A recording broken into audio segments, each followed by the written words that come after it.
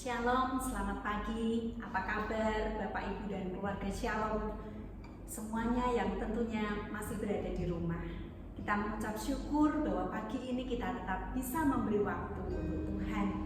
Sebelum kita akan memuji dan memuliakan nama Tuhan, mari kita akan terlebih dahulu berdoa, meminta pertolongan pada Tuhan. Kita berdoa.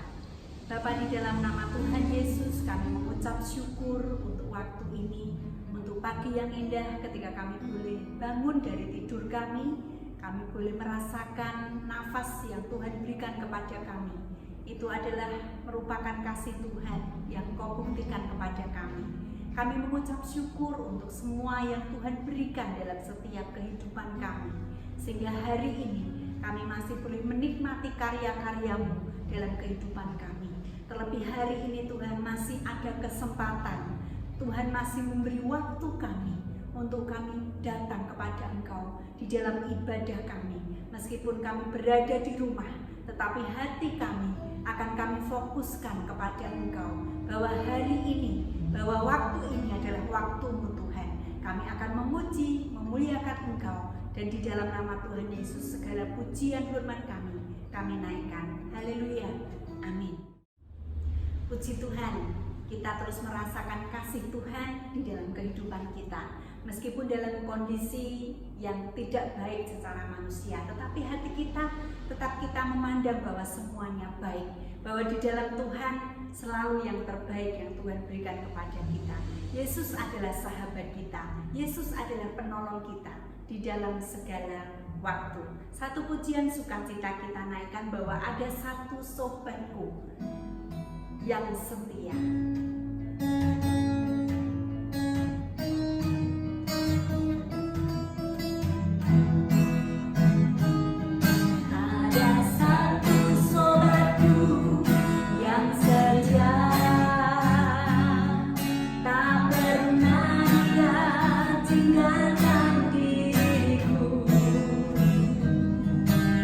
Waktu aku susah, waktuku sendiri.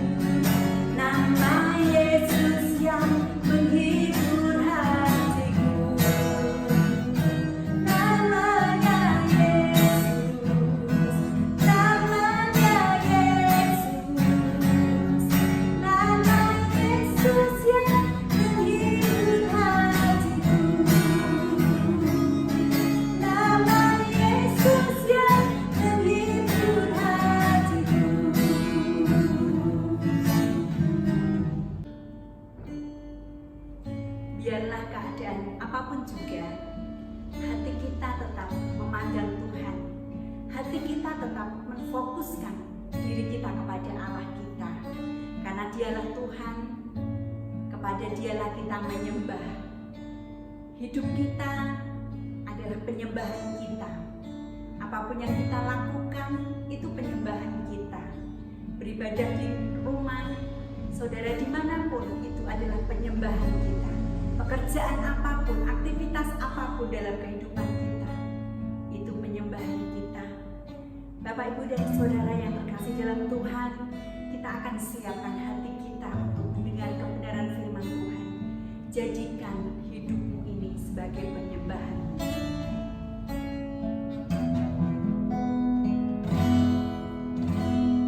Pujian dan syukurku ku bawa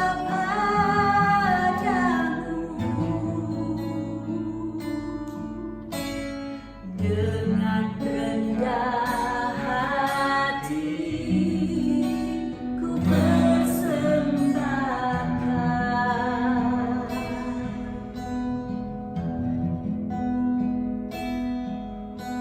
Sadar bila ku ada hanya karena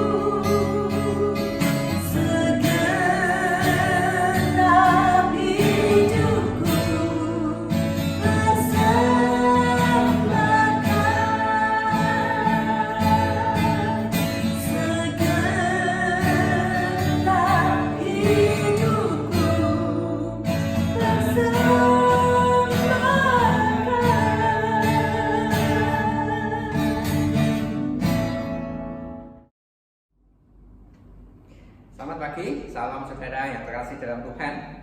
Saya percaya bahwa kita semuanya terus kuat, kita semuanya terus sehat, dan tak lupa saya mengucapkan salam sehat untuk kita semuanya dimanapun saudara berada hari ini. Tapi saya rindu bahwa kita semuanya senantiasa ada di hadirat Tuhan, kita semuanya ada di dalam kasih Tuhan yang senantiasa menaungi hidup kita semuanya. Bapak, Ibu, dan Saudara, kita akan merenungkan bagian dari firman Tuhan yang menjadi kekuatan bagi hidup kita. Tapi sebelumnya mari kita berdoa. Bapa Allah kami yang baik, terima kasih untuk sekali lagi pada pagi hari ini kami menikmati kebenaran firman-Mu, firman yang memerdekakan. Engkau Tuhan yang berbicara atas kami semuanya, dan kami siap Tuhan, hati kami siap. Di dalam nama Tuhan Yesus kami berdoa, kami ucap syukur. Haleluya, amin. Saya tahu bahwa ini adalah minggu-minggu di mana kita mungkin sudah 7 minggu maksud saya, kita semuanya ada dalam situasi yang tidak biasa. Kita di rumah, kita bekerja di rumah, kita beribadah di rumah, dan semuanya menjadi tidak biasa buat hidup kita semuanya. Tapi tidak mengurangi semangat kita untuk kita senantiasa tinggal di dalam hadirat Tuhan. Bagian dari firman Tuhan yang saya mau ajak untuk kita renungkan bagi Bapak, Ibu, dan Saudara semuanya pada pagi hari ini. Saya diberkati dan saya mau bagikan kepada saudara semuanya. Di dalam kitab Yohanes pasal yang ke-20 ayat 22 begini firman Tuhan mulai dari bagian ini. Dan sesudah berkata demikian, ia mengembusi mereka dan berkata, terimalah Roh Kudus. Nah, ini adalah bagian di mana Tuhan Yesus menampakkan diri kepada murid-muridnya. Ini bagian yang mungkin periode pertama Yesus menampakkan diri kepada para murid. Yesus menyapa, salam sejahtera bagi kamu, damai sejahtera bagi kamu, dan diucapkan sampai 3 kali kata itu. Baru kemudian sesudah berkata demikian, ia mengembusi mereka dan berkata. Yang menarik adalah kata bahwa Yesus mengembusi mereka. Yesus mengembusi mereka. Nah, ada bagian apa dari kata ini? Nah, ini yang akan kita bahas. Ini yang sangat memberkati saya, dan saya mau bagikan kepada kita semuanya. Yesus memandang murid, baru kemudian mengembusi, dihembusi mereka, dan kemudian berkata, terimalah Roh Kudus. Nah, kata mengembusi itu muncul 3 kali di sepanjang Alkitab. Dan itu menarik buat hidup kita semuanya. Ini akan menjadi satu berkat yang luar biasa, menjadi benih yang ajaib untuk terus menyemangati hidup kita di dalam anugerah Tuhan. Yang pertama, kita lihat di dalam kitab Kejadian, ada di kitab Kejadian pasal yang ke-2 ayat yang ke-7. Saya mau bacakan bagi Bapak, Ibu, dan Saudara semuanya. Ketika itulah Tuhan Allah membentuk manusia itu dari debu tanah dan menghembuskan nafas hidup ke dalam hidungnya. Demikian manusia itu menjadi makhluk yang hidup. Yang pertama kali muncul kata menghembuskan, dihembusi, itu di kitab Kejadian pasal 2 ayat yang ke-7. Ada apa dengan bagian ini? Yesus sudah menciptakan langit, bumi, dan segala isinya. Dan kita tahu semuanya diciptakan pada 6 hari. Pada hari yang ke-7 firman Tuhan berkata, ketika itulah Allah menjadikan langit dan bumi. Dan kemudian di ayat yang ke-7, ketika itulah Tuhan Allah membentuk manusia dari debu tanah. Yang perlu kita tahu adalah Allah mengambil tanah, dibentuk menjadi manusia. Firman Tuhan berkata yang serupa dengan dirinya. Tetapi Alkitab berkata bahwa itu belum ada kehidupan. Ada wujudnya, ada bentukannya, tetapi itu belum ada kehidupan di dalam tanah yang dibentuk oleh Allah itu. Kata kerja yang kemudian dipakai ternyata sama ketika Tuhan kemudian mengembusi, muncul di sini untuk yang pertama kali. Apa itu? Yesus menghembuskan nafas hidupnya ke dalam manusia itu ke dalam hidupnya. Baru setelah Tuhan menghembuskan nafas hidupnya, nafasnya kepada hidung dari manusia yang dibentuknya itu, firman Tuhan berkata, demikianlah manusia itu menjadi makhluk yang hidup. Sebelum ada nafas Allah, sebelum Allah mengembusinya, itu hanya menjadi seperti bentukan serupa dengan manusia, tetapi tidak ada kehidupan di sana. Dan ini menariknya buat hidup kita semuanya. Ketika kemudian satu hari nanti Tuhan berkata kepada murid-murid, damai sejahtera bagi kamu, dan kemudian Dia mengembusi mereka dengan Roh Kudus, sebenarnya mengingatkan apa yang sudah Allah pernah lakukan kepada bentukan manusia, tapi tanpa kehidupan sebelum nafas hidup muncul, dimunculkan Tuhan, dihembuskan Tuhan ke dalam nafas hidupnya. Tuhan mau ingatkan kepada kita semuanya.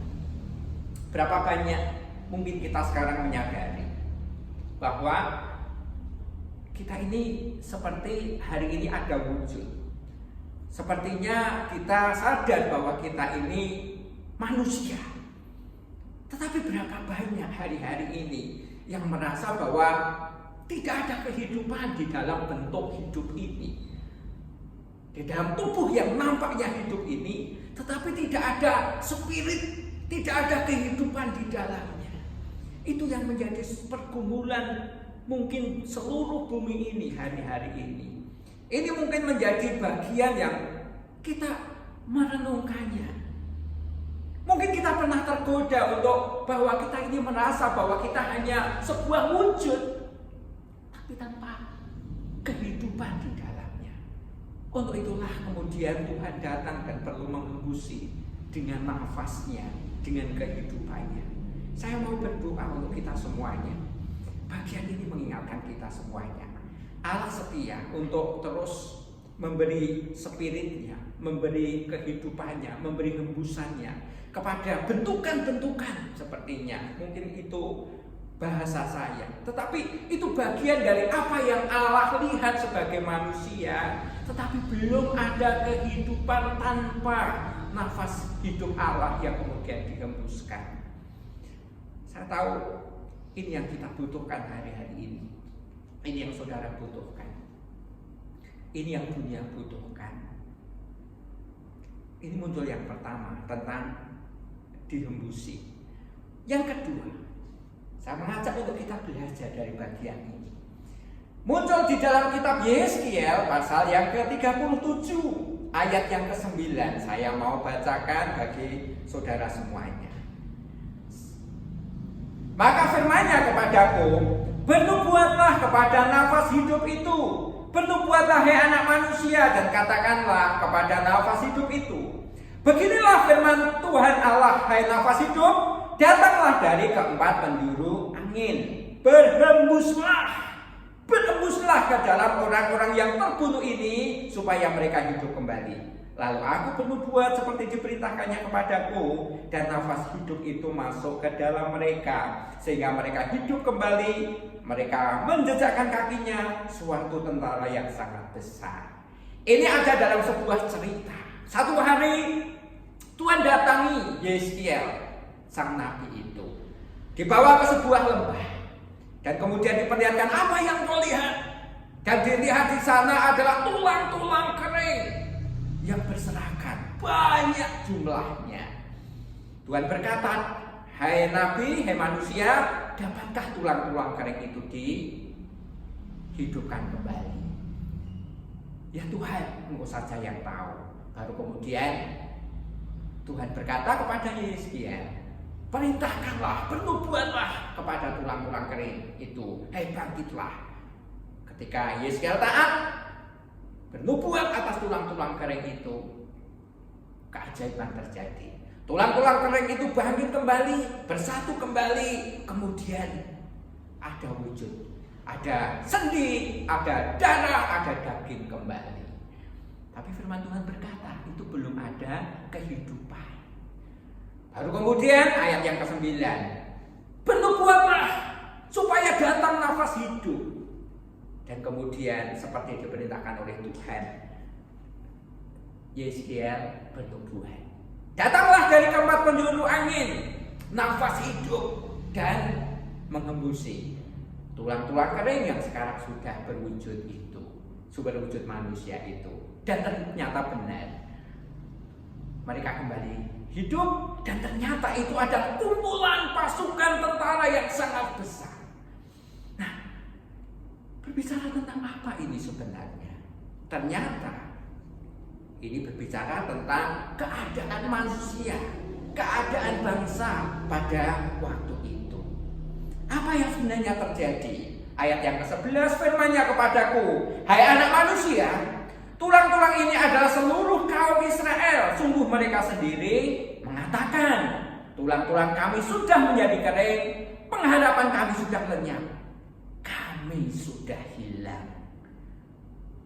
Luar biasa. Ternyata itu berbicara tentang sebuah pengharapan yang sudah hilang, pengharapan yang sudah terkubur, hanyalah kemudian tinggal tulang-tulang kering. Sehingga firman Tuhan berkata, oleh sebab itu bernubuatlah dan katakanlah kepada mereka, beginilah firman Tuhan Allah, sungguh aku membuka kubur-kuburmu, membangkitkan kamu hai umatku dari dalamnya, dan aku akan membawa kamu ke tanah Israel. Tulang-tulang kering itu kembali hidup menjadi pasukan tentara. Dan itu ternyata berbicara tentang sebuah pengharapan yang kemudian dibangkitkan Tuhan kembali. Sebuah pengharapan yang sudah kering bagaikan tulang-tulang yang kemudian dihidupkan kembali. Berbicara tentang mengembusi. Yang kedua, ternyata berbicara tentang sebuah pengharapan yang sudah kering, tapi kemudian Allah berkenan untuk menghidupkan kembali. Kalau yang pertama berbicara tentang sebuah wujud tanpa kehidupan, dan Allah mau beri kehidupan.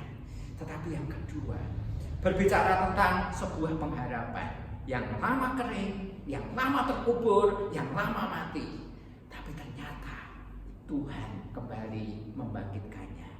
Dan itu yang mau Allah bicarakan tentang hidupmu, hidup saya, hidup kita semuanya. Berapa banyak di antara kita, saudara-saudara semuanya, yang mungkin sudah berkata bahwa Tuhan, harapanku sudah hilang, semuanya sudah lenyap. Aku seperti tulang-tulang kering. Kehidupan ini seperti tulang-tulang kering. Semua hal yang terjadi di belakangan ini membuat saudara menguburkan harapanmu.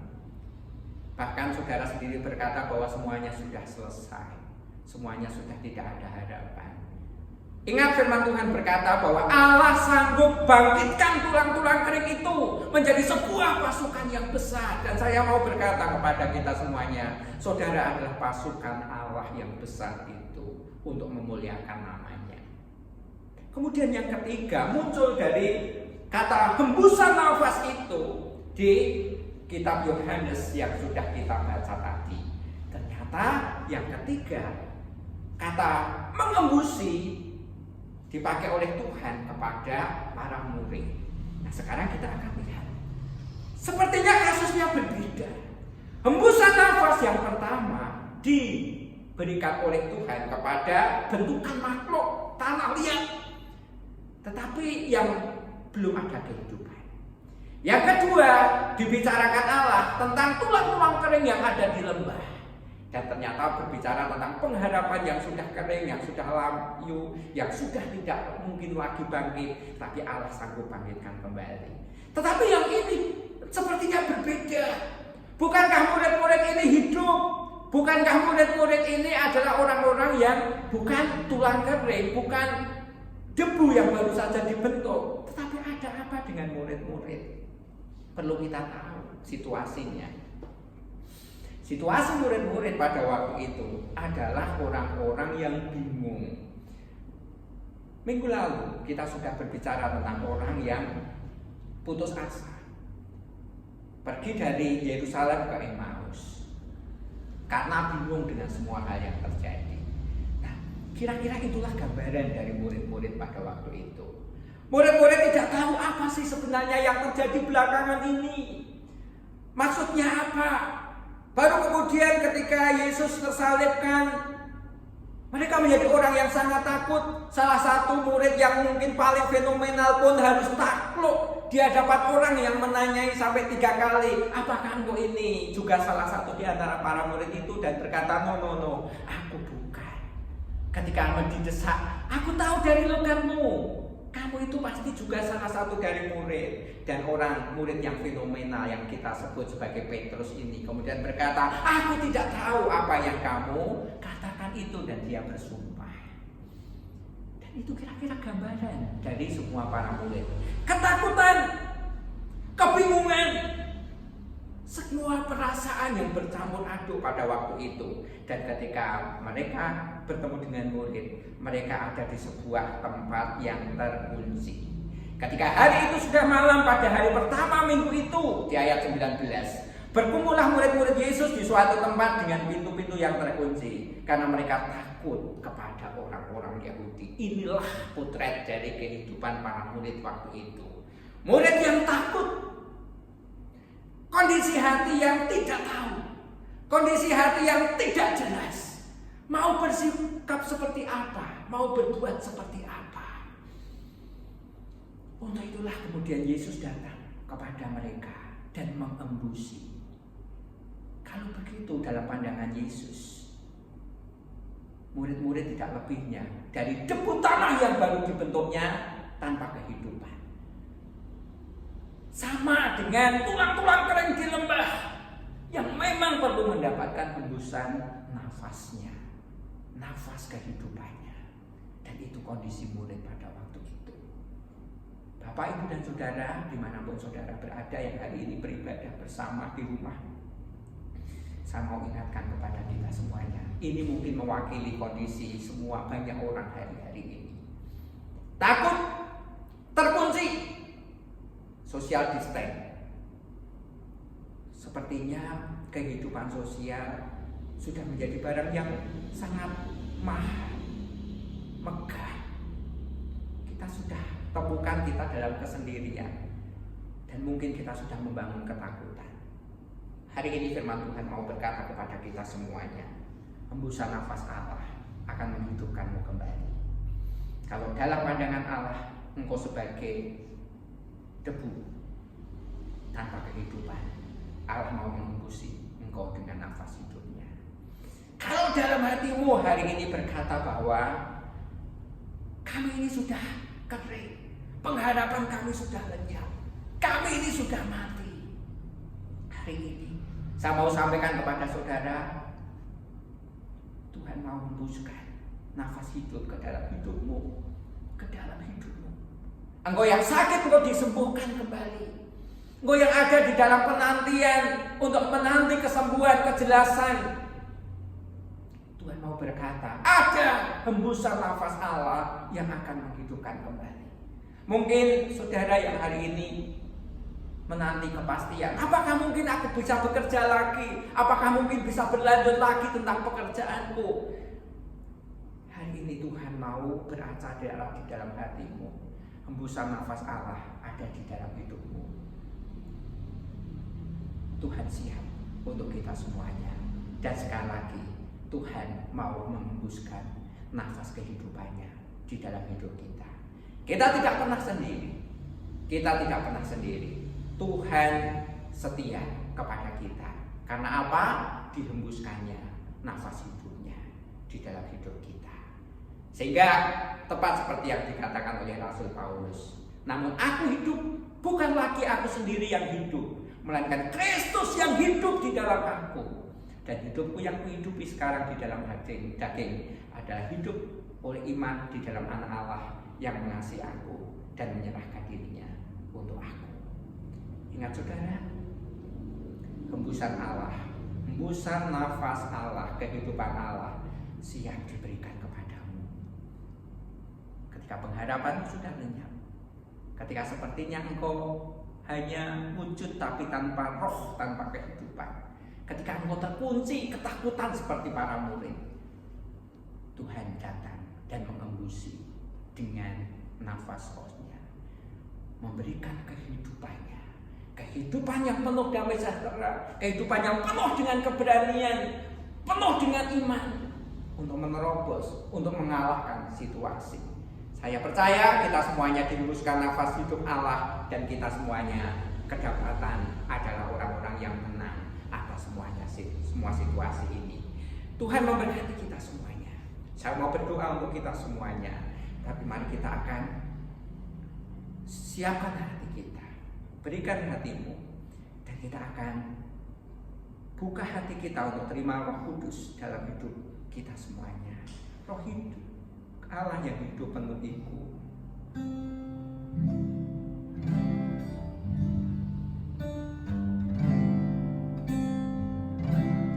Roh Allah yang hidup penuhiku,